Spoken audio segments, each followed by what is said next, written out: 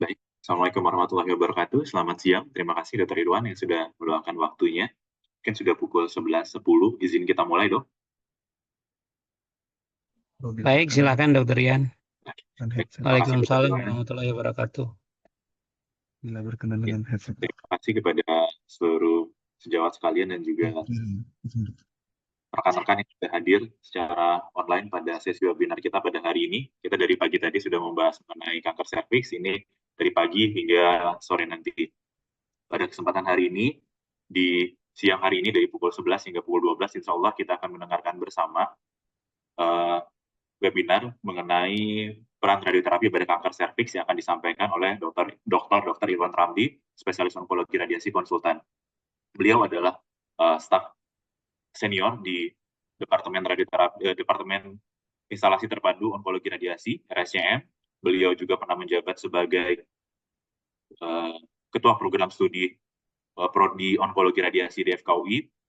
Beliau adalah pribadi yang terus berinovasi, banyak sekali inovasi yang sudah beliau buat di bidang radioterapi, mulai dari laser, verifikasi, hingga juga ke brachyterapi yang tidak terlepas dari kebutuhan pada kanker serviks. Baik, tanpa kita berpanjang lebar, ada dua hal yang perlu saya jelaskan, bahwa pada siang hari ini kita akan mendengarkan bersama terlebih dahulu pemaparan dari Dr. Irwan. Kemudian bagi para peserta yang ingin bertanya, ada dua mekanisme untuk bertanya, baik secara langsung dengan menekan raise hand ataupun melalui chat di kolom Q&A.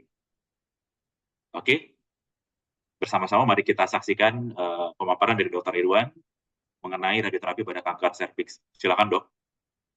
Baik, terima kasih. Assalamualaikum warahmatullahi wabarakatuh. Salam sejahtera bagi kita semua. Puji dan syukur kita panjatkan kehadirat Allah Subhanahu wa Ta'ala, dan salawat serta salam kita sampaikan pada Nabi Muhammad SAW yang membawa pencerahan atau penerangan pada kita untuk kita hidup baik untuk dunia maupun untuk akhirat.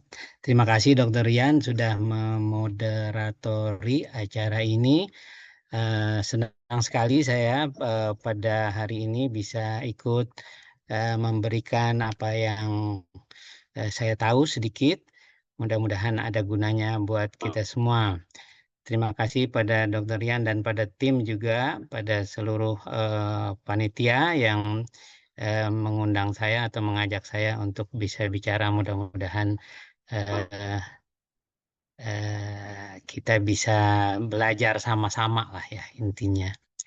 Ya, jadi ini beberapa tokoh penting di dunia terkait radioterapi ya, onkologi radiasi ya. Kita kenal atau pernah dengar tentang hukum Bergoni dan Tribondo. Mudah-mudahan ini orang Perancis semua nih ya. Mudah-mudahan nggak salah ngomongnya. Jadi ini bisa cari referensi terkait apa yang mereka lakukan penelitian atau apa yang mereka sampaikan lama sebelum kita hidup ini ya. Ini juga para guru kita di onkologi radiasi FKUI RSCM ya, juga cari informasi nama-nama beliau. Jadi saya lanjut saja karena waktu mungkin tidak terlalu banyak ya. Jadi saya rasanya tahu bahwa audiens atau para pendengar ini tidak pada tatanan pengetahuan yang sama tentang onkologi radiasi. Jadi saya juga menyampaikan beberapa ilmu dasar ya, beberapa ilmu dasar, dan memang saya sampaikan di sini judulnya saya tambahin selayang pandang karena tentunya kita tidak bisa setelah mendengarkan apa yang saya sampaikan tahu semua. Jadi tidak bisa kita lakukan, siapa yang mendengar ini sudah langsung bisa melakukan radiasi pada kanker serviks ya. Jadi ini adalah hanya selayang pandang, dan tentu ini ada sasaran pembelajaran yang juga mesti disikapi untuk belajar lagi dan belajar lagi ya. Jadi di yang sebelah kiri mungkin ini adalah ilmu dasar tentang bagaimana radiasi itu diberikan pada pasien, sedangkan yang di sebelah kanan kita sedikit masuk ke aplikasi klinis tentang kanker serviks ya. Ini adalah sasaran pembelajaran dan mungkin karena waktu yang sempit tidak semua bisa saya sampaikan. Kenapa mahasiswa, dokter, atau peserta didik spesialis lain perlu memahami onkologi radiasi atau radioterapi? Karena menurut saya terlibat secara langsung untuk pengobatan kanker atau tidak langsung. Kadang-kadang kita juga perlu membantu mengarahkan pasien pada arah jalur pengobatan yang optimal ya. Peningkatan kualitas pengobatan itu sangat dipengaruhi bagaimana pasien itu dalam perjalanannya mungkin berobat ke dukun dulu barangkali atau berobat ke dokter umum dulu. Kalau dokter umumnya tidak tahu tentang onkologi radiasi, sangat bisa saja salah arah ya. Kemudian kita perlu menjelaskan pada kolega yang belum memahami tentang onkologi radiasi. Kita tahu bahwa pendidikan onkologi radiasi ini belum mendapat tempat yang cukup ya di dalam kurikulum S1 barangkali karena guru-gurunya juga tentu masih sangat sibuk karena kita masih sangat sedikit, kita masih membangun ya. Kemudian tujuan lain adalah kita perlu menjelaskan pada key person dalam kancah manajemen kesehatan terutama manajemen penanggulangan kanker ya. Kadang-kadang kita perlu bicara dengan Menteri Kesehatan tanya pada kita atau pada Dirjen atau kepala puskesmas baik yang di level atas maupun yang di level bawah. Karena juga pada salah persepsi ya tentang kanker dan onkologi radiasi, kadang-kadang ada yang menganggap bahwa onkologi radiasi atau radioterapi ini sama dengan kemoterapi ya. Kemudian agar kita tidak memberi penjelasan yang keliru tentang radioterapi dan kanker. Ya, jadi banyak hal sebetulnya tujuannya bagaimana kita mensosialisasikan onkologi radiasi atau radioterapi ini pada masyarakat dan itu harus dilaksanakan terus-menerus dan secara bersama-sama ya, tidak sendiri-sendiri, kita saling berbagi, saling mengingatkan. Jadi dalam belajar perlu niat belajar, perlu tujuan belajar dan perlu prior knowledge ya. Jadi ilmu yang ada di kita masing-masing mungkin tidak sama. Jadi ada dokter-dokter yang sudah lulus di sini, ada yang baru mau jadi dokter, ada yang baru mau menjadi spesialis, ada yang mau jadi guru, ada yang sudah jadi guru, ada yang guru besar, ada yang guru kecil. Assalamualaikum pada semuanya. Tadi mungkin saya lupa menyapa ya. Tapi prior knowledge penting karena tentunya kita harus nambah lagi atau belajar lagi dari berbagai macam media. Barangkali ini sebagai pemicu bisa jelas karena memang ini apa namanya maksudnya untuk interaktif, tetapi karena online interaktifnya silahkan cari gimana cari caranya. Mungkin Dokter Rian berikan nomor telepon saya atau nomor email, bisa WhatsApp ke saya, bisa jawab ini ya. Pasien dengan batuk-batuk, pasien datang dengan balutan di leher, kira-kira seperti itu. Sangat sedikit informasi yang kita terima ya. Jadi ini dari sini kita belajar apa ini adalah foto X-ray ya. Jadi boleh WhatsApp ke saya atau boleh email. Dokter Rian bisa sampaikan nomor telepon saya 0816 1821 485 ya. Silahkan mau WhatsApp kita cara yang konvensional aja ke saya. Apa yang Anda bisa pahami tentang foto ini ya, tentang foto ini. Saya tunggu di 0816 1821 485. Yang duluan yang benar dapat hadiah. Barangkali gitu ya, Dokter Rian ya. Ya, izin dok, mungkin kalau lebih cepat bisa melalui kolom chat di Zoom Boleh kita. juga Kita ya. bisa lihat bersama. 0816 1821 485 atau chat. Ya. Oke. Silakan ditunggu untuk respon mengenai pertanyaan yang Ya. sangat menarik dari Dr. Iwan. Apa yang Anda bisa pahami tentang foto ini ya? Ada jawaban yang di kanan, tetapi belum tentu jawabannya itu saja. Bisa saja juga jawabannya yang tersembunyi atau tidak saya tuliskan ya. Kita tunggu 1 menit, 2 menit, Dokter Rian. Baik, Dok. Ya.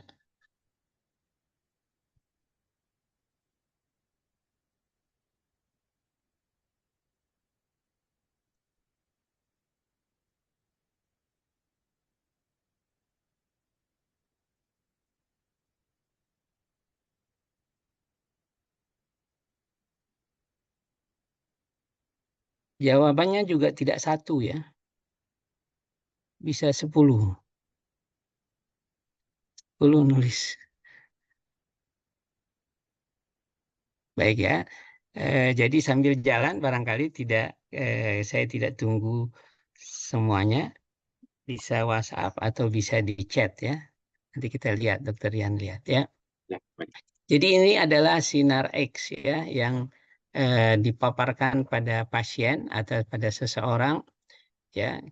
Kita tahu bahwa dalam membuat atau sebagian tahu, sebagian mungkin tidak tahu ya, bahwa eh, radiasi atau alat radiasinya atau sumber radiasinya diletakkan berseberangan dengan filmnya ya. Jadi berseberangan dengan filmnya artinya antara badan di antara film atau antara katakanlah dengan komputer sekarang film itu bisa diganti ya, bisa diganti. Badan orang itu berada di tengah-tengah ya. Ini menggambarkan bahwa sinar X itu menembus ya, menembus badan. Ya, jadi kita bisa bilang bahwa ada pengaruh atau ada peran energi radiasi pada badan yang kemudian tertangkap oleh film ya. Jadi kita bilang bahwa eh, ada energi yang melalui badan atau menembus badan pasien ini yang kemudian energi itu tertangkap pada film dan kemudian diterjemahkan dalam gambar ya. Gambar ini adalah gambar hitam putih ya. Jadi nuansa hitam putih, tidak ada warna biru di sini, tidak ada warna kuning, tidak ada warna merah. Tapi kita bisa lihat bahwa sumber atau energi radiasi ini pada situasi tersebut tidak menembus atau kurang menembus garpu dan gunting ya. Sehingga garpu dan gunting di sini terlihat bahasa radiologinya radio opak ya atau berwarna putih ya. Tetapi kalau pada tulang sedikit tembus ya. Sedangkan pada paru-paru sangat sedikit atau menembus hampir semuanya ya. Jadi ini adalah akibat X-ray radiodiagnostik yang kita bisa bilang bahwa sinar X itu menembus tubuh kita. Dan apakah pasien menelan gunting atau garpu ini? Tidak ya. Jadi gunting dan garpunya diletakkan di depan tubuh. Tapi seolah-olah kalau orang tidak paham, dia melihat bahwa seolah-olah gunting dan garpu ini berada di dalam trachea atau berada di dalam esofagus ya. Jadi kalau orang awam melihat ini tentu bisa saja interpretasinya berbeda. Kemudian juga kalau garpunya jauh, diletakkan jauh dari tubuh, mendekati sumber sumber sinarnya, garpu itu akan terlihat lebih, silahkan jawab ya, lebih pendek dari aslinya atau lebih panjang dari aslinya. Begitu juga gunting. Jadi kita tidak bisa bilang bahwa gunting dan garpu itu berbeda ukuran. Bisa saja ukurannya sama ya, tergantung garpu dan gunting diletakkannya di mana. Ya. Nah, sinar X itulah yang dipakai untuk pengobatan dalam onkologi radiasi. Jadi dalam tadi kita lihat itu adalah radiodiagnostik ya, radiodiagnostik. Jadi radiologi pada masa lalu itu radiologi dan onkologi radiasi ada di dalamnya, di dalam ilmu radiologi besar, tapi kemudian sudah ada pemisahan ya terkait peran dan tugas ya. Jadi onkologi radiasi merupakan disiplin ilmu yang mempelajari tentang penggunaan radiasi sinar pengion. Jadi dalam hal ini sinar X itu sinar pengion dan pendukungnya untuk pengobatan kanker. Radioterapi sebagai modalitas klinik dapat berupa radiasi eksterna, brachyterapi, dan radiasi interna. Sinar X adalah salah satu contoh dari sinar pengion. Ada banyak macam dan jenis sinar pengion. Kanker dapat diobati dengan radioterapi, ada beberapa modalitas radioterapi. Jadi kira-kira itu yang bisa kita simpulkan ya. Jadi tujuan radioterapi dapat dibedakan menjadi kuratif dan paliatif ya secara umum. Tergantung dari jenis kankernya. Dalam konteks ini emang dalam pengobatan kanker ya. Dalam kombinasi dengan modalitas lainnya, radioterapi berperan pada sekurang-kurangnya 60-80% dari seluruh jenis kanker. Ya. Secara konseptual, penggunaan energi digunakan untuk membunuh kanker. Ini itulah yang paling penting dalam langkah-langkah radioterapi yang kita lakukan.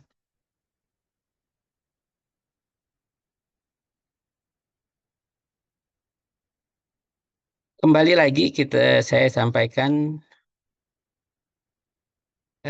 bahwa onkologi radiasi adalah disiplin ilmu kedokteran klinis yang menggunakan sinar pengion untuk pengobatan kanker. Jadi ada beberapa persamaan antara radiodiagnostik dan radioterapi ya. Radiodiagnostik, radioterapi dan onkologi radiasi, tetapi secara garis besar kita bisa tahu bahwa dalam radiodiagnostik kita menggunakan sinar X itu untuk mengetahui ya, untuk mengetahui ada apa di dalam tubuh kita atau ada penyakit ada tidak, misalnya patah tulang, apakah ada tumor, apakah ada infeksi, ada abses di dalam badan kita. Tapi pada onkologi radiasi kita menggunakan sinar X itu untuk membunuh sel kanker.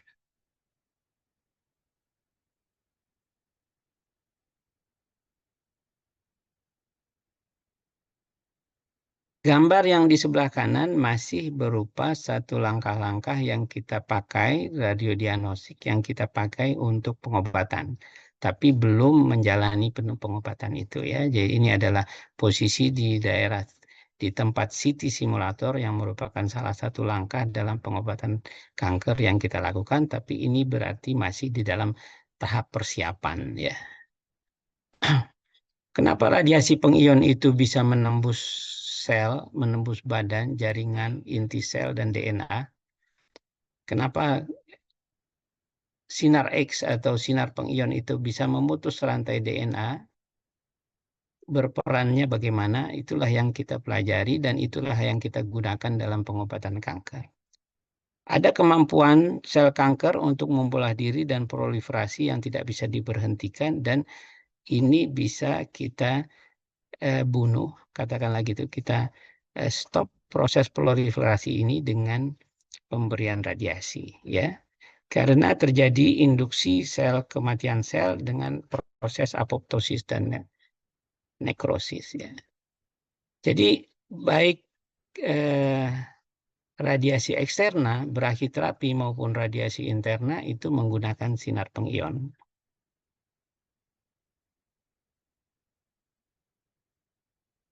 Kita tahu bahwa tata laksana kanker itu dilakukan secara multidisiplin, interdisiplin, dan peridisiplin ya. Jadi ada kelompok bedah yang melakukan tindakan operasi pada jenis kanker tertentu. Ada kelompok onkologi radiasi yang tadi saya sampaikan, tugasnya sudah kita akan jelaskan dan kita akan dengar kemudian. Kemudian ada yang memberikan obat ya, berupa obat yang bisa disuntikan atau dimasukkan secara oral ke badan pasien ya, dengan diinfus atau disuntik intramuskuler juga ada ya. Jadi ini adalah pilar utama dalam pengobatan kanker, yaitu kelompok ilmu bedah, kelompok onkologi radiasi, dan kelompok medikal onkologi yang dalam banyak proses pendidikan itu di bawah bagian ilmu penyakit dalam ya. Sedangkan pendukungnya ada radiologi, radiodiagnostik, kedokteran nuklir, patologi anatomi, rehabilitasi medik, gizi klinik, psikiatri, dan preklinik juga ya. Preklinik juga berperan dalam mendukung bagaimana radioterapi bisa dijalankan dengan baik pada pasien.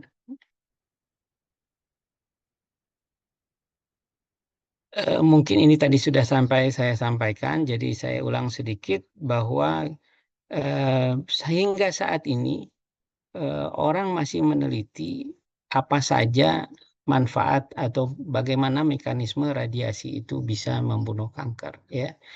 Jadi pada masa lalu kita tidak terlalu tahu bahwa ternyata ada proses inflamasi yang diinjus juga oleh radiasi ya.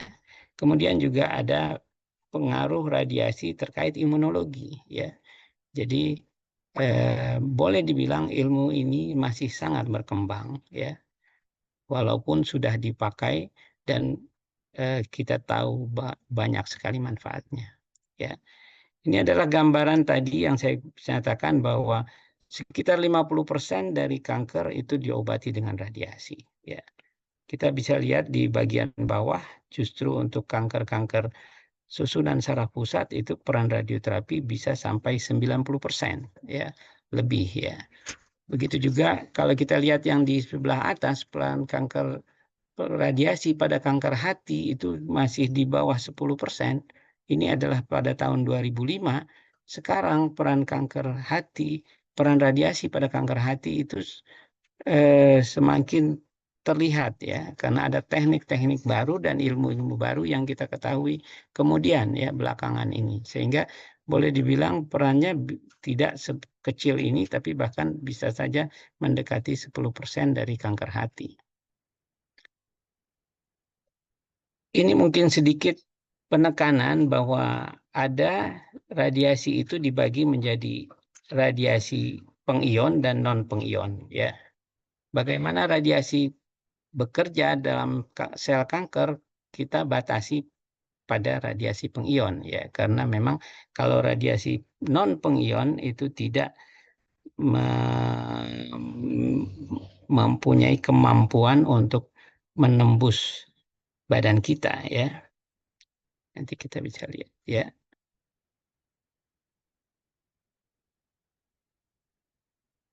Ini sudah barangkali kita masuk ke radiasi pengion, itu bisa dibagi menjadi partikel dan gelombang elektromagnetik ya. Jadi kalau kita di sebelah kanan dari gambar itu adalah gambaran bahwa gelombang elektromagnetik itu panjang gelombangnya sangat pendek pada yang sinar pengion ya. Jadi yang sinar pengion di sini panjang gelombangnya sangat pendek, sehingga itu sebabnya dia bisa menembus tubuh kita dan menembus sel ya.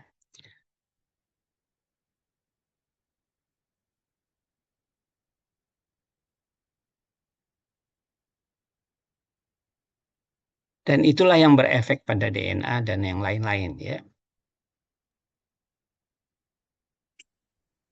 Jadi kalau kita lihat secara menyeluruh, mungkin kita memang perlu belajar lagi pada yang belum mengikuti pendidikan mungkin, atau pada yang belum pernah menjalani stase di onkologi radiasi, bahwa pengobatan kanker itu terdiri dari 3 besar tadi dan masing-masing punya peran, dan peran inilah yang kemudian kita pelajari dan kita lihat dari masing-masing kelebihan keilmuan ini ya. Ya, untuk kanker serviks ya, untuk stadium-stadium awal itu yang terbaik adalah diobati dengan operasi lebih dulu. Ya, kadang-kadang radiasi berperan sebagai ajuvan, ya. Kadang-kadang juga pada beberapa situasi radiasi bisa berperan juga sebagai definitif terapi untuk pada stadium awal. Ya.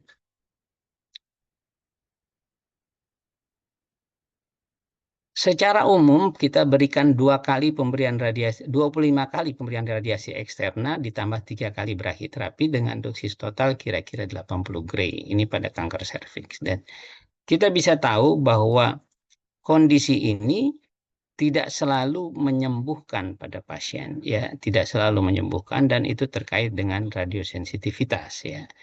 Ilmu-ilmu yang baru selalu meneliti bahwa ternyata setiap sel itu punya karakteristik tertentu yang bisa mengetahui apakah sel itu sensitif atau tidak terhadap radiasi, ya. Jadi ada berbagai macam unsur atau berbagai macam enzim, barangkali protein yang mempengaruhi sel sehingga dia menjadi resisten atau sensitif, ya. Tentu kita harus tahu bagaimana kanker serviks itu dikelompokkan, ya, pada stadium 1, stadium 2, stadium 3, dan stadium 4, ya. Jadi bahwa ada pembagian, ada pengaturan bahwa ini masih stadium dini, yang seperti ini stadium menengah, atau yang stadium lanjut sampai stadium sudah metastasis, ya. Tentu kita juga perlu belajar apa itu metastasis dan kenapa itu terjadi, juga masih banyak hal yang perlu kita dalami, tetapi apa yang diterima oleh seorang dokter spesialis bedah onkogin, maksud saya onkoginekologi, ya. Jadi dokter kebidanan itu pun mempunyai subspesialis onkoginekologi, ya, onkologi ginekologi yang menerima biasanya pasien-pasien kanker serviks, ya. Secara umum biasanya kanker serviks karena itu terkait dengan kandungan, mereka datangnya ke dokter onkologi ginekologi, tidak ke dokter radioterapi, ya. Jadi pada guideline yang menggunakan Vigo Staging 2018, tentu teknologi yang maju sudah digunakan untuk melihat atau mendeteksi tumornya sudah sampai berada di mana, ya, besar tumornya, kelenjar getah beningnya, penyebaran dan sebagainya, itu kita sudah gunakan MRI, ya. Nah, kita tidak tahu apakah di daerah semua sudah ada memiliki MRI, semua center onkologi radiasi. Tentu kita perlu melakukan modifikasi, apakah kita tetap pakai staging yang lama, Vigo yang lama, atau kita sudah harus menjangkau staging yang 2018 ini, ya. Tentu perlu kerjasama yang baik, kerjasama yang manajemen yang mengatur dengan baik bahwa kasus-kasus kanker serviks apakah harus selalu di MRI semuanya atau bagaimana, ya. Tadi mungkin sudah disampaikan tentang perkembangan penggunaan modalitas radiologi atau imaging dalam mendiagnosis, ya. Jadi ini kita lewati saja. Radiasi dapat membunuh kanker karena ada berbagai macam proses, ya, yang bisa terjadi pada saat sangat-sangat singkat pada saat radiasi itu diberikan, ya. Jadi contohnya misalnya physical stage yang terjadi dalam 10 pangkat min 20 atau 10 pangkat 15, 10 pangkat. Jadi 1 detik dibagi 10 pangkatnya nolnya sekian, ya. Jadi yang kita harapkan memang adalah biological stage, ya. Jadi itu bisa terjadi dalam waktu detik, menit, atau bahkan hari, ya. Jadi kematian sel kanker itu merupakan satu kaskade, ya, yang tidak terjadi dengan serta-merta, ya. Bisa terjadi dalam ordo harian atau bahkan bulan, ya. Itu sebabnya MRI yang dilakukan untuk mengevaluasi apakah pasien sudah sembuh atau tidak, itu biasanya 3 bulan sesudah radiasi dilakukan. Ya.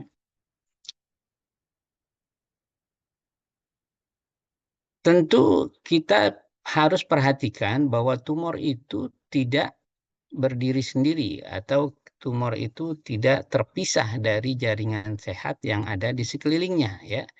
Jadi radiasi harus diberikan sedemikian rupa sehingga dosis radiasi itu bisa diberikan sebesar mungkin pada tumornya, sedangkan jaringan sehat dikurangi atau dihindari dari efek atau paparan radiasi yang terlalu besar. Ya. Kalau kita perhatikan dan kita hitung-hitung, sebetulnya 1 cm kubik jaringan kanker, ya, kira-kira sebesar dadu, itu jumlah selnya katanya 1 miliar. Ya. Jadi ada 1 miliar sel. Jadi kalau kanker serviks besarnya sudah 4 cm kali 6 cm kali 3 cm misalnya, ya, ukuran secara klinis, belum ukuran CT scan atau belum ukuran MRI. Ya. Jadi sudah berapa miliar sel yang harus dihadapi dan harus diradiasi. Ya. Tapi kita harus yakin kalau sinar itu menembus badan, bahkan menembus tulang, sebenarnya dia menembus jaringan kanker juga, seharusnya kan kanker itu mati. Ya. Ini adalah gambaran dari radiasi eksterna, sumber radiasi yang dipaparkan dari jauh. Ya. Ada jarak antara sumber radiasi dengan sasaran yang ingin dicapai. Ya. Sedangkan kalau brachyterapi itu sumber radiasinya didekatkan atau diletakkan. Ya, nanti ada cerita tentang brachyterapi. Ini terkait dengan beberapa aspek molekular dan selular dari kanker serviks. Ya. Jadi kenapa kanker serviks tertentu atau pada pasien tertentu tampaknya sensitif, tetapi di sisi lain pasien yang lain itu resisten. Ya. Jadi ada berbagai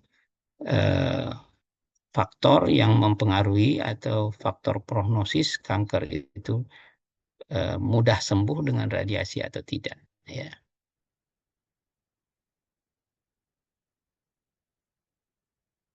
Ada 2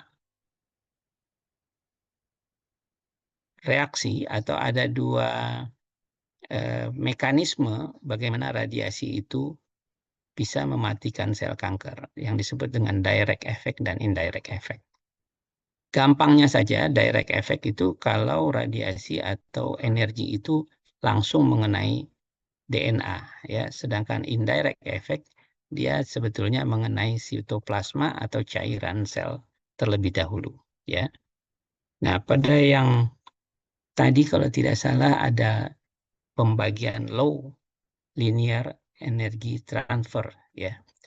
Jadi pada alat-alat radiasi yang ada sebagian besar di seluruh dunia umumnya low energy transfer, ya. Dan itu sangat membutuhkan indirect effect, ya. Karena sasaran radiasi pada DNA itu tidak terlalu mudah dicapai, ya. Mungkin belajar lebih dalam kalau ingin tahu kenapa. Tetapi efek foton pada cairan itu menimbulkan radikal bebas. Dan radikal bebas inilah yang digunakan atau yang energi dari radikal bebas inilah yang memutuskan rantai DNA tersebut. Jadi tidak langsung foton atau elektron itu mengenai rantai DNA. Indirect effect ini berarti memerlukan radikal bebas. Radikal bebas itu umurnya tidak terlalu panjang, ya. Sepersekian ratus ribu detik barangkali. Silahkan dicari, ya. Jadi radikal bebas itu umurnya bisa panjang kalau ada oksigen. Jadi radioterapi sangat memerlukan oksigen. Oksigen itu ditandai dengan kadar Hb. Jadi secara tidak langsung kadar Hb itu sebagai penanda bahwa radiasi kita akan berhasil atau tidak. Jadi jangan meradiasi pada kadar Hb yang rendah, ya, atau kadar Hb-nya harus diperbaiki dulu sebelum dikirimkan ke spesialis onkologi radiasi. Jaringan sel kanker pada serviks itu termasuk dalam kelompok yang radioresponsif, ya. Dia tidak terlalu sensitif terhadap radiasi, tapi dia juga tidak terlalu resisten, jadi di tengah-tengah, ya. Ini tadi penjelasan tentang efek langsung dan efek tidak langsung. R pakai bintang tambah H2O menjadi OH radikal, ya. Jadi dalam pola radiasi yang diberikan pada yang low LLT itu kira-kira 60-70% terjadinya dalam proses yang tidak langsung, sehingga peran oksigen sangat penting, ya. Kecuali kalau kita punya alat yang memang yang high LLT, sebetulnya itu agak alat-alat yang istimewa dan tidak di semua bagian di seluruh dunia punya, ya. Jadi ada beberapa yang beli alat itu yang sangat mahal, tetapi sebetulnya dengan alat radiasi yang kita miliki saat ini, yang menggunakan juga teknik-teknik canggih, sebetulnya sebagian besar kanker itu bisa dibunuh, ya.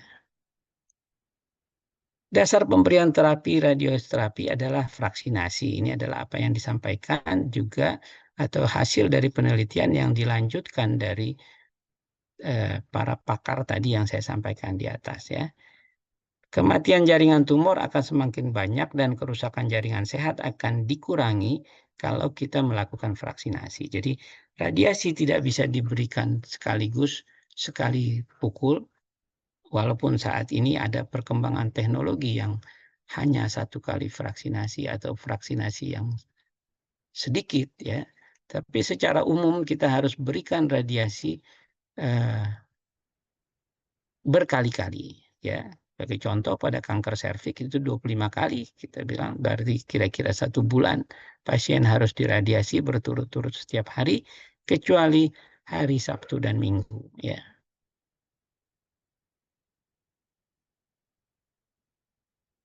Kita berusaha untuk menggeser kurva radiosensitivitas ini, ya. Jadi tumornya harus diusahakan bergeser ke kiri, sedangkan jaringan sehat harus diusahakan bergeser ke kanan. Dengan begitu kita bisa bilang bahwa kita berusaha untuk meningkatkan radiosensitivitas. Karena kita harus melindungi sel sehat, sedangkan sel kanker harus dibuat lebih rentan terhadap sinar. Ini adalah gambaran di mana keadaan-keadaan di dalam tubuh kalau kita radiasi yang bisa saja keadaan yang menyenangkan buat kita atau yang tidak, ya. Jadi unfavorable therapeutic ratio kalau misalnya normal tisunya berada di sebelah kiri, ya, daripada tumor, ya. Kita bisa lihat yang warna biru berada di sebelah kiri dari yang warna ungu, ya. Yang favorable therapeutic ratio kalau ada jarak yang cukup renggang antara normal dan tumor, ya. Ya, jadi kalau terbalik justru dia menjadi radioresisten, ya.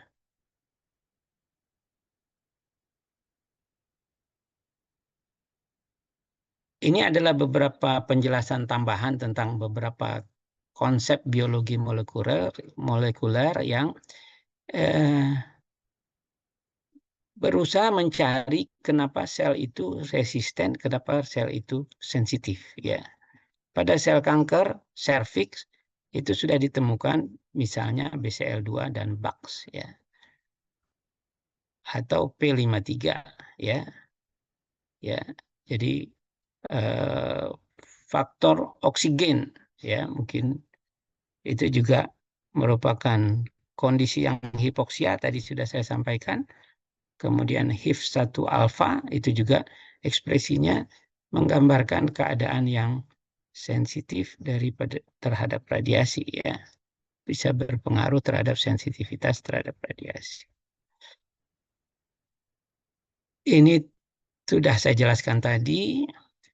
Ini tambahan penjelasan bahwa kenapa ada langkah-langkah upaya kita untuk mengarahkan radiasi dan mengatur atau memodulasi radiasi sehingga teknik-teknik yang canggih itu memerlukan berbagai langkah, misalnya IMRT dan sebagainya, berdasarkan sifat-sifat fisika ini.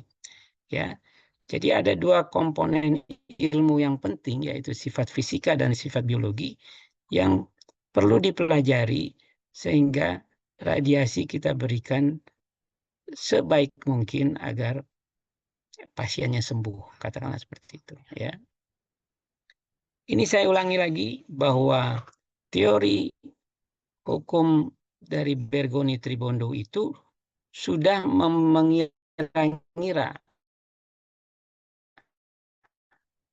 adanya konsep-konsep dasar kanker serviks, ya. Kita melihat, maaf saya lewati saja ini, ada berbagai langkah yang perlu dilakukan dalam proses radioterapi yang kita lihat saya paparkan di sini dalam 9 langkah, ya. Jadi pada saat pasien itu diterima di poliklinik, sudah kemudian dipikirkan keputusan pengobatannya. Kemudian dirancang bagaimana volume target yang akan diradiasi. Kemudian ada langkah yang disebut dengan treatment planning, nanti akan bisa kita lihat. Ada proses simulasi, ada pembuatan alat bantu, ada proses penyinaran, dan ada proses evaluasi selama pengobatan, dan selanjutnya evaluasi dalam pengobatan sudah selesai. Jadi setiap langkah ini membutuhkan kecermatan, ya. Jadi memahami dan melaksanakan kanker bisa seperti menyusun puzzle.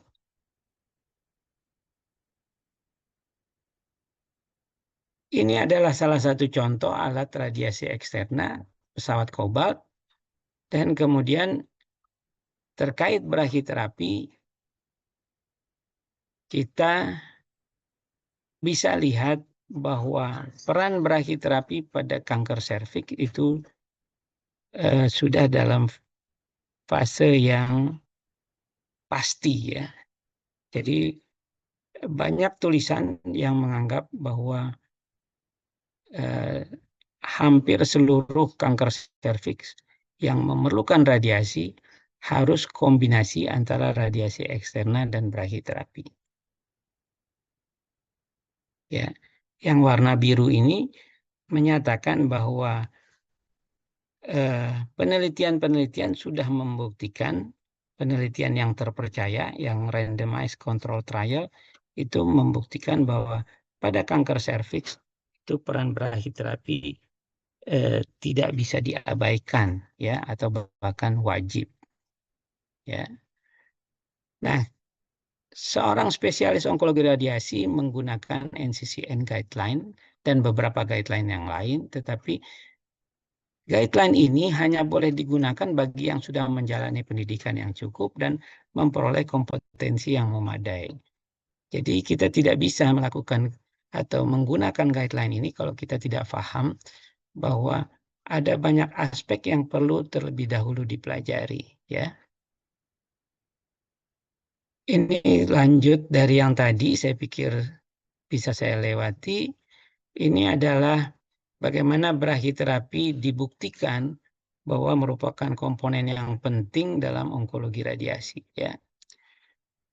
Walaupun teknik canggih sekarang sudah mencoba memberikan gambaran dosis yang mirip-mirip dengan brachytherapy, tetapi sebetulnya brachytherapy hingga saat ini untuk kanker serviks tidaklah bisa ditinggalkan, ya. Pada keadaan tertentu brachytherapy memang mungkin tidak bisa dilakukan, sehingga orang mencari cara dengan kecanggihan-kecanggihan alat untuk mencarikan pengganti brachytherapy. Tapi kita bisa lihat, ya, brachytherapy masih lebih unggul, ya, dari penelitian ini. Brachytherapy masih lebih unggul dari SBRT dan IMRT, ya. SBRT dan IMRT bagi yang belum tahu, bagi yang belum mendapat prior knowledge yang cukup, itu adalah bagian dari radiasi eksterna, ya. Walaupun di negara maju kita pernah atau cukup mendapat informasi yang mungkin agak mengejutkan, misalnya di Amerika ada underutilisasi dari brachytherapy, ya. Jadi mereka tidak dapat pasien yang banyak untuk kanker serviks. Sehingga kadang-kadang dalam masa pendidikan mereka cuma dapat 2-3 pasien brachytherapy, ya. Alhamdulillah kita punya pasien yang banyak sehingga kita bisa belajar lebih baik, ya. Tapi ini adalah tulisan ini menceritakan bahwa kalau brachytherapy dikerjakan oleh orang yang tidak kompeten, maka hasilnya tidak akan baik, ya. Seperti yang saya sampaikan tadi bahwa NCCN guideline dan guideline-guideline yang lain itu tentunya harus digunakan dengan kemampuan yang cukup. Jadi tidak serta-merta kita bisa tahu dengan melihat selembar kertas ini bahwa pasien itu memang bisa diikutkan dalam guideline ini. Sebagai contoh misalnya, kalau post-op radiasi misalnya, ya. Kalau post-operasi radiasi, maka kita seharusnya bisa memilih pilihan seperti yang saya kasih warna ini. Tapi kita bisa tahu juga bahwa kualitas operasinya juga mesti kita nilai. Jangkauan waktunya juga kita mesti nilai, ya. Jadi guideline tidak boleh sembarangan dipakai. Intinya itu. Ini gambar dari alat radiasi eksterna dengan segala macam alat pendukungnya.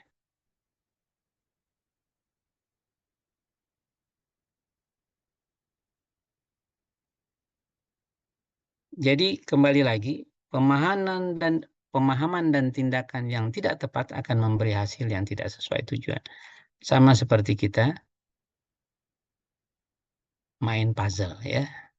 Kalau salah walaupun ukurannya tepat tapi ternyata tempatnya salah, maka hasilnya juga akan salah. Ini adalah langkah-langkah yang saya gambarkan jadi lebih mudah. Ada pre-planning, planning, dan treatment delivery dalam proses radioterapi tadi, yang 9 tadi, ya. Kadang-kadang digambarkan sebagai mata rantai yang tidak boleh terputus, ya. Kalau putus berarti langkah kita salah. Ini adalah penggambarannya bagaimana alat itu dipakai dan di ruang-ruang mana saja, ya. Jadi bagi yang belum pernah terpapar dengan pendidikan onkologi radiasi, mungkin calon-calon guru, calon-calon onkologi radiasi yang di tempat-tempat atau di rumah-rumah sakit yang nanti akan mengembangkan radioterapi, barangkali ini adalah selayang pandang bagaimana nanti kita bisa belajar bersama untuk sama-sama berusaha memberikan yang terbaik untuk pengobatan kanker, terutama kanker serviks.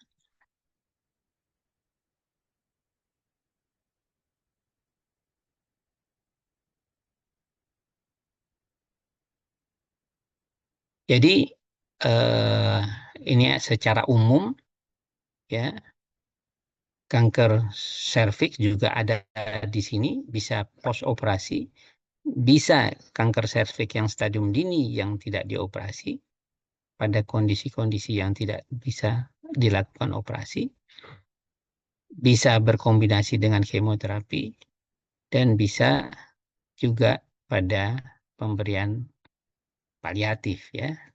Paliatif itu cerita lain lagi nanti bagaimana peran radiasi pada kanker paliatif.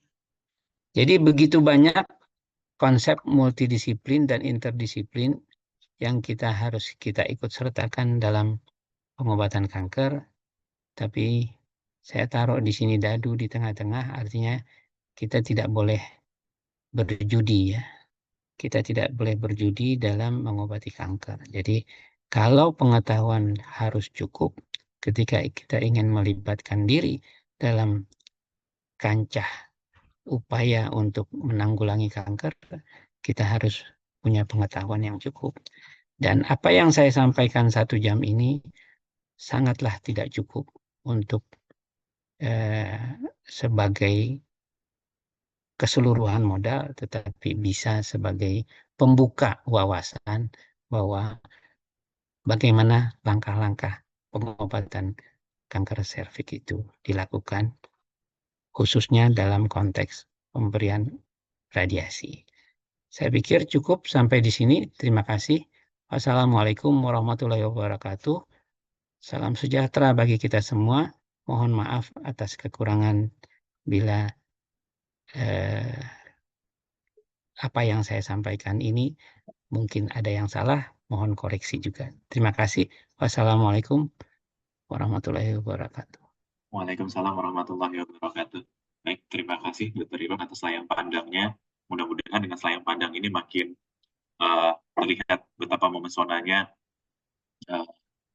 bidang dari onkologi radiasi yang sudah menggabungkan aspek fisika untuk pengobatan dari aspek biologis, dan banyak sekali peran-peran di dalamnya yang saling terkait satu sama lainnya. Baik, kita masih ada waktu 8 menit, karena tadi kita mulai di 11.10.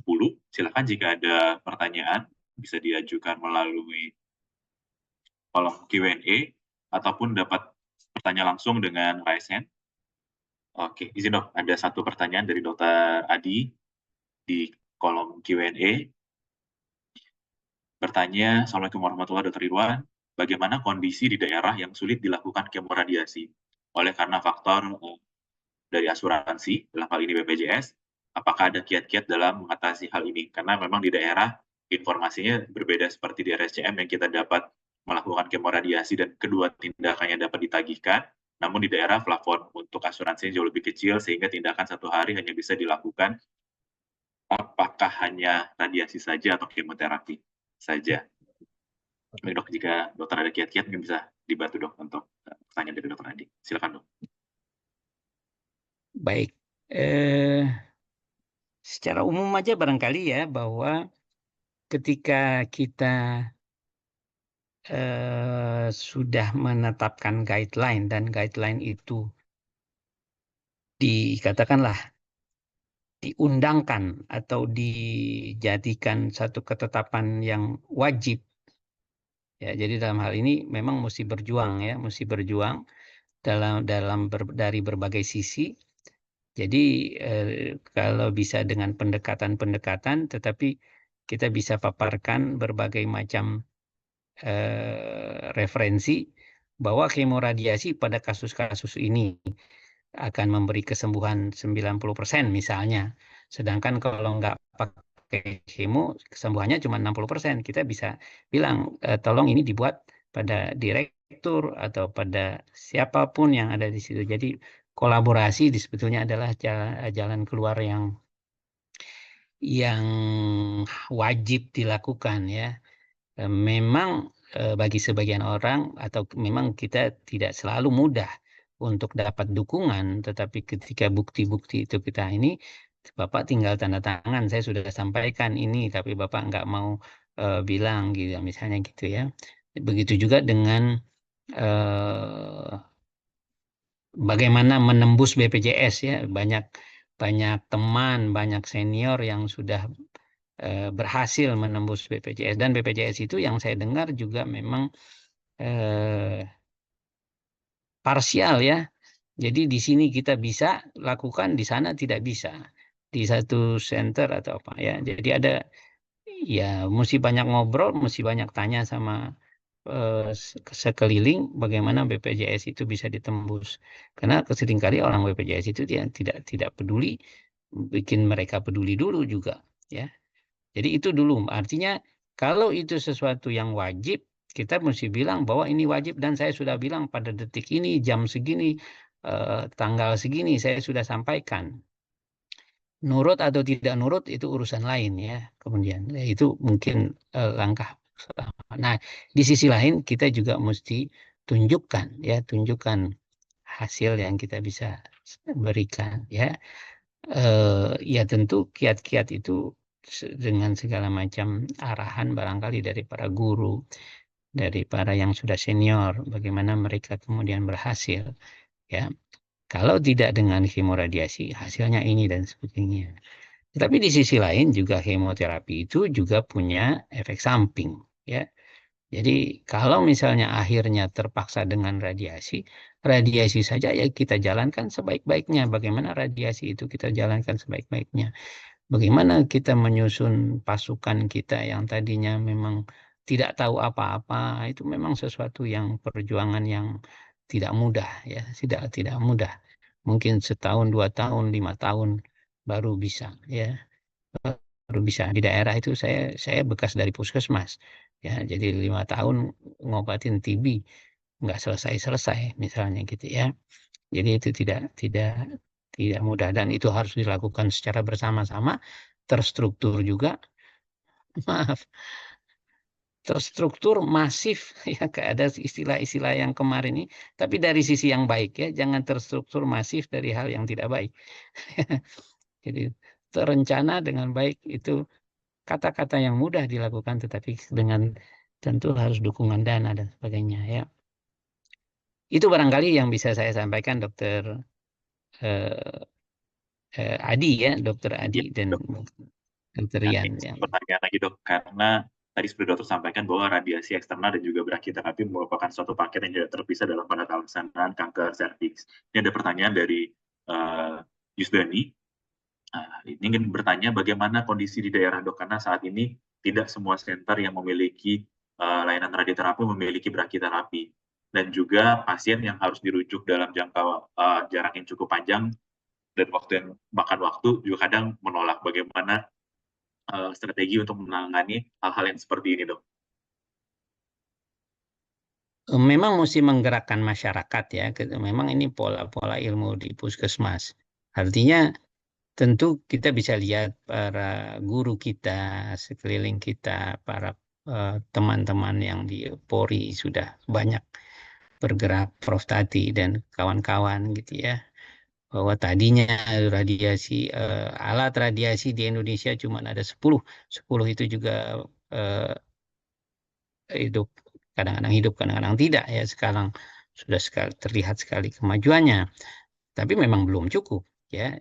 Tetapi kita bisa lihat bahwa pada umumnya masyarakat kita juga mobilitasnya juga punyalah boleh dibilang uang. Tetapi dengan menggerakkan masyarakat untuk saling mendukung, membantu, misalnya dengan apa istilahnya, dengan koperasi atau dengan arisan atau dengan apa membantu, atau ini sebetulnya banyak dana ya, banyak dana di mana-mana. Jadi pertama adalah menggerakkan orang-orang yang punya dana untuk terbuka matanya dan terbuka hatinya ya. Apakah dengan RT, dengan kelurahan, jadi dengan camat misalnya, dengan posyandu. Posyandu bisa kenapa posyandu nggak ngurusin kanker misalnya, seperti itu ya. Jadi saling bantuan dari masyarakat itu sebenarnya bisa digalang dananya. Untuk ongkos misalnya, ongkos bus dari Bengkulu dari pendalaman misalnya ya, barangkali gitu, patungan misalnya. Kemudian kita tahu bahwa brachytherapy adanya di mana misalnya di Padang, di Palembang, di mana yang ada. Dan sisi lain kita minta sama orang-orang kaya, banyak orang yang kaya di Indonesia ini yang juga tidak tahu uangnya mau ditaruh di mana. Jadi kemarin kan kita juga dalam World Cancer Day ini ada apa istilahnya, ada organisasi sosial yang juga kita dengan itu kita coba menggerakkan ya, apa yang bisa dilakukan. Oh ternyata ini, tapi memang harus ada data dulu. Ternyata ada data yang orang betul-betul susah sehingga dia tidak bisa ke ibu kota kabupaten misalnya, tidak punya ongkos misalnya. Tetapi ada yang kemudian memang mereka bisa ke Padang, tapi ternyata mereka datangnya ke Jakarta. Ada juga yang gitu kan. Kita kumpulkan data itu, kita kumpulkan apa sebabnya, orang nggak mau ke Padang misalnya, padahal di Padang ada brahiterapi misalnya ya, atau mereka tidak mau ke Manado, padahal di Manado apa yang kurang. Tapi memang kita harus terbuka, ya. Jadi ini memang masa-masa perjuangan yang masih jauh ya. Jadi intinya adalah kebersamaan dan kolaborasi. Jadi begitu. Jadi memang tidak harus menggerakkan orang lain. Kita lihat Prof Tati banyak yang bisa kita tiru ya. Bisa menggerakkan orang lain, bisa mempengaruhi orang lain untuk kemudian sama-sama punya perhatian ya. Baik, Dok. Oke. Itu barangkali. Terima kasih. Ini ada satu pertanyaan terakhir mungkin, Dok. Bagaimana dari Eka Putra Abdi Negara tentang toksisitas pada organ sekitar, pada organ etris, jika dibandingkan dari brachytherapy atau radiasi eksternal? Dan mungkin ini dalam hal kita memberikan booster, Dok. Tadi kalau setelah radiasi eksternal. Oh, ya, tadi kurang ada slide-nya, tetapi mungkin karena tidak cukup waktu saya lewati. Jadi intinya buat secara awam ya, saya masyarakat awam, saya bahasanya saya sederhanakan. Kalau radiasi eksterna itu seperti kita menggunakan lampu yang terletak di langit-langit, jadi menerangi seluruh. Karena ada jarak yang cukup jauh ya, relatif jauh, sehingga dia memang digunakan untuk tadi juga konsep lokoregional saya tidak begitu sampaikan ya, bahwa pada radiasi kanker serviks itu yang disinar tumornya juga, tapi rahimnya juga kena sinar, lalu ada kelenjar getah bening yang berjarak mungkin kira-kira 5 cm, 10 cm, 15 cm dari tumor, sehingga itu kita kasih sinar luar atau radiasi eksterna ya. Karena dia radiasi eksterna, ada sifat yang perlu dipelajari terkait kalau mau tahu tentang onkologi radiasi lebih dalam, yaitu itu yang disebut dengan hukum kuadrat jarak terbalik ya.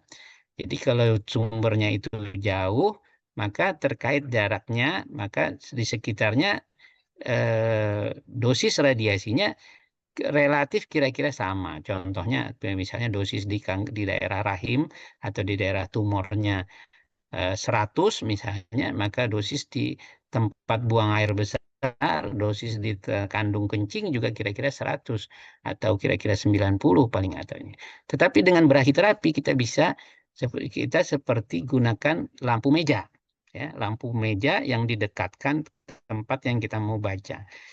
Jadi itu hukum fisikanya berlaku di situ, bahwa hukum kuadrat jarak terbalik. Contohnya misalnya kita letakkan sumber radiasi brachyterapi. Sumber radiasi brachyterapi itu sebesar biji beras kira-kira ya. Kecil sekali ya. Kita letakkan di situ, maka kalau yang jaraknya 1 cm dibanding jaraknya 3 cm, itu karena kuadrat jarak terbalik jadi 1/9. Ya, dosisnya 1/9. Padahal bedanya cuma 2 cm ya. Nah, brachyterapi dalam hal ini memang booster yang diberikan itu memang tertuju pada kankernya saja, tetapi jaringan sehat di sekitarnya menjadi jauh lebih kecil dosisnya, bisa 1/9 kali. Jadi kira-kira 10% kurang ya, 10% kurang.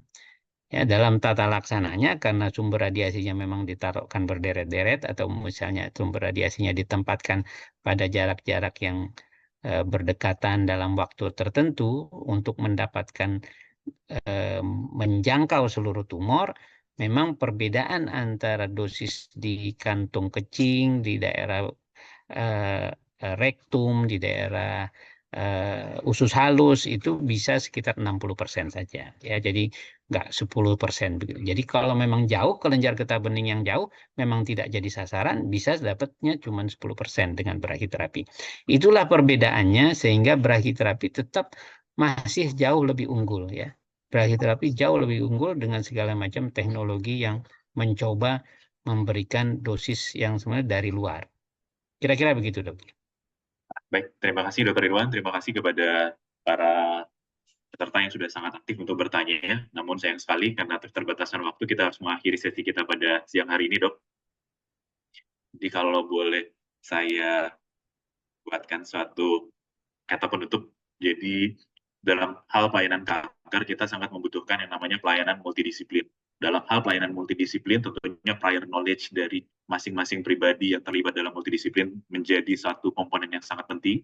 Namun untuk memberikan pelayanan kepada masyarakat, kita bukan hanya secara multidisiplin tapi juga multisektoral, bukan hanya perihal tentang kesetaraan tapi juga sesuai dengan kebutuhan. Karena banyak hal yang perlu kita perhatikan aspek-aspeknya pada saat berhubungan dengan masyarakat kanker yang sangat dinamis sekali di Indonesia. Oke, terima kasih Dr. Irwan atas waktunya. Terima kasih pada para Saya peserta. minta satu bicara sedikit. Boleh dok, silakan dok. Yang dapat hadiah tadi kalau nggak salah ada ya Dr. Niko kalau nggak salah ya. Jadi yang merasa dapat hadiah hubungi saya. Oke, Dr. Niko, mungkin nanti bisa kita berikan kontak Dr. Irwan untuk menagih hadiah dari kuis di awal sesi tadi ya dok. Oke, Baik, terima kasih ya. Ya. Mohon maaf. Assalamualaikum warahmatullahi wabarakatuh. Waalaikumsalam warahmatullahi wabarakatuh.